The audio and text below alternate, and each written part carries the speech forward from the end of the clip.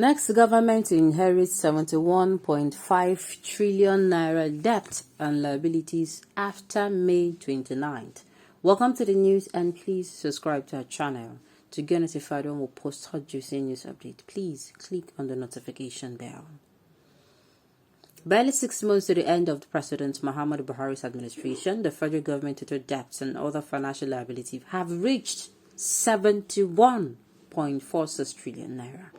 Now, let me chip in this here. This is why I keep saying that I don't envy anybody coming in, even if the person is coming to work. The person should have at the front of his mind, not at the back, at the front of his mind that he's going to be meeting 71.46 trillion naira.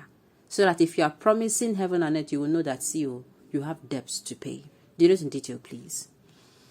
FG blames oil theft for massive borrowing. Economic prescribed securitization for flexible repayment, urge government to pursue growth policies. There is so much corruption in the bureaucratic processes, says Utomi. Barely 6 months to the end of President Muhammadu Buhari's administration, the federal government total debt and other financial liabilities have reached 71.46 trillion naira.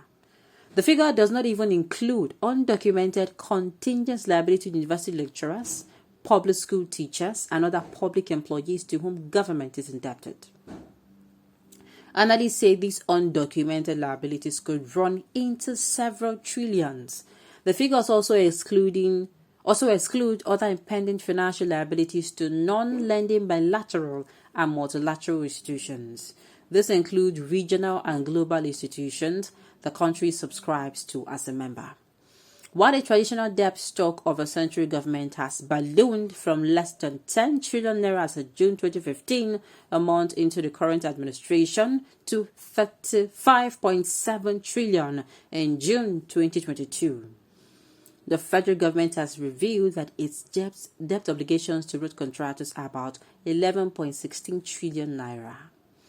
During the recent budget defense, the Minister of Works and Houses, Babajide Fashola, said government is committed to highway contractors to the tune of about 10.4 trillion naira, even as a total of about 765 billion naira relates to unpaid certificate for executed works.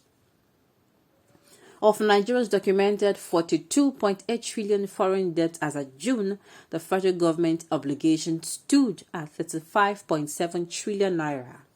The amount does not include the controversial Central Bank of Nigeria CBN estimated 20 trillion overdraft extended to the federal government. Besides, government contingent liabilities to different institutions and projects stood as at 4.6 trillion naira at the close of last year.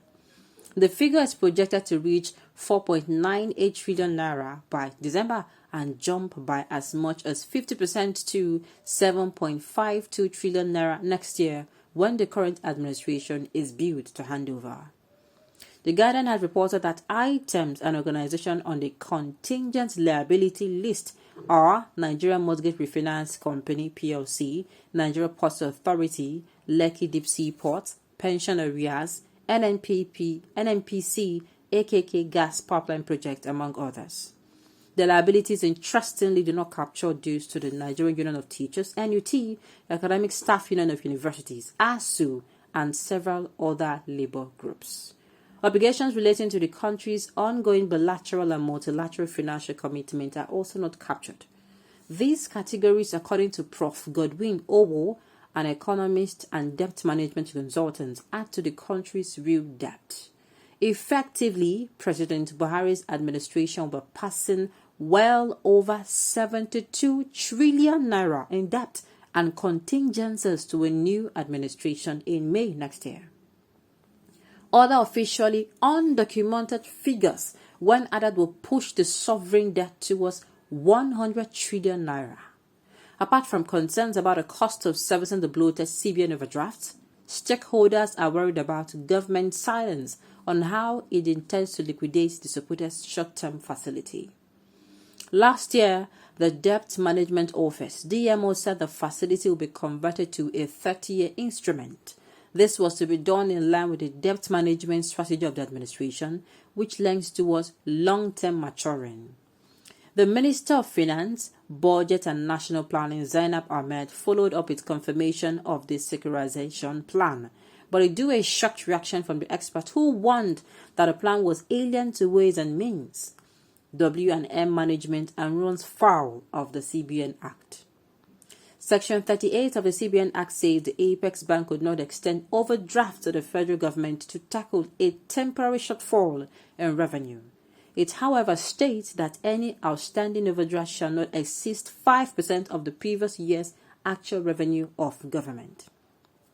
It added that the amount lent should be repaid as soon as possible, and that the power to extend the credit line shall not be exercisable subsequently should the government fail in liability to repay at the end of the financial cycle. IMF had called on the Apex Bank to subject the facilities to the ambit of its enabling loan. Other experts have also called on the CBN to liquidate the amount and call off the lifeline to rein in inflation, which has crossed the 20% mark.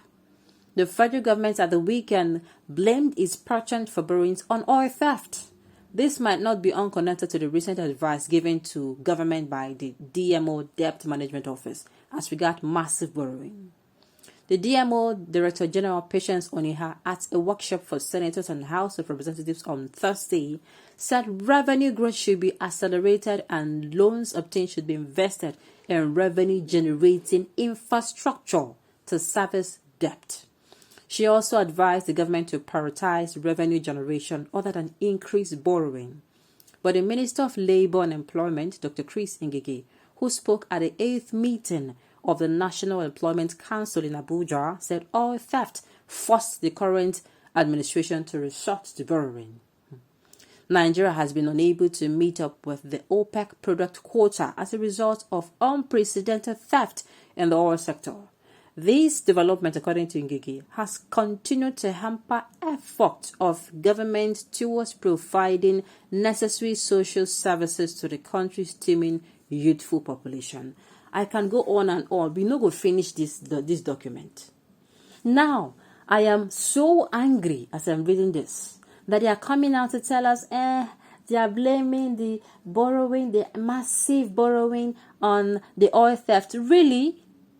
When people are coming out to tell this government that their borrowing is going out of hand, some people that have their heads buried, oh my goodness, sincerely, there are some words I want to use. You get what I want to, but if I talk, I'm going to be like, say, I don't get respect. So people who are very irrational came out and said, other company borrow, the US borrow, the UK borrow, and they speak baby English. Now, it don't clear.